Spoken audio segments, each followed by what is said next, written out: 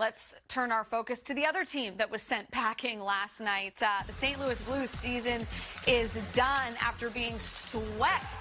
Get out your brooms by the Colorado Avalanche, who have just looked like a country mile better than the St. Louis Blues in this series. The Blues themselves dealing with their own bouts of adversity here without David Perron for the entirety of this series, their leading scorer. I think that hurts them. It took them kind of all season, really, the Blues, to kind of try to get on the same page, it felt like. And in this series, they just couldn't hang with Colorado each. No, and there you see it. There's a number of injuries that they had. Perron at the start, he was a leading scorer this year, so he never played in the series at all.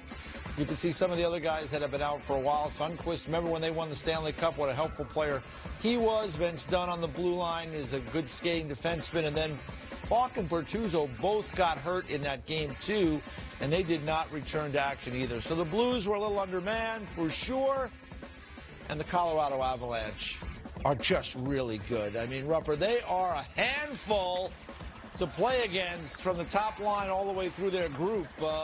And when things get a little dicey, Philip Grubauer was there to make things better for their team. So they're going to be a tough out for anybody moving forward. Yeah, they are. And you know what I thought really set the tone in this entire series? I think you can know where I'm going to go with this, Each. It was the Gabe Landeskog fight.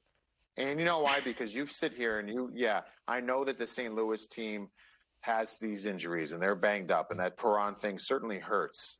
But they came into this series, and everybody knew that St. Louis is going to try to play that physical game and wear on them and lean on them, make life miserable for them. Gabe Landeskog came out and said, we're not having it. We're different. We can fight back. We could push back. And when your leader does that, a guy that's on your top line, and that's the best line in all of hockey, and he's going and doing those things, I think it just lets everybody pump their chest out a little bit more and are very just feel a little more confident in the physical aspect of the game. They didn't back down from anybody in this series. And, man, they're loaded. They're absolutely loaded skill-wise, and they just got that it factor that even when we saw Nathan McKinnon score that empty netter earlier in the series, just had a little extra, little jam to it, right? Like, hey, we're here. We're coming for you. And they got that attitude right now, and I love it.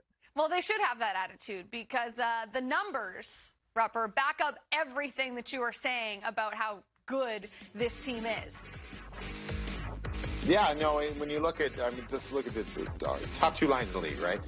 But let's focus right here on the Colorado Avalanche. I mean, this is the line, the top line comparison. This is an even strength. So this is slot shots for, slot shots against, and vice versa all the way through this mix here.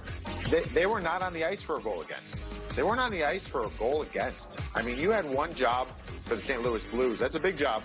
Is to slow down that top unit. You were unable to do that. I mean, look at these chances for across the board slot shots, unbelievable. And then you look at some of the comparables with how Marchand, Bergeron, and Pastrnak have been. They've been really good too, but not quite to the level of that line out in Colorado. So, I mean, that's what happens. Are you saying Colorado has the best top line in hockey?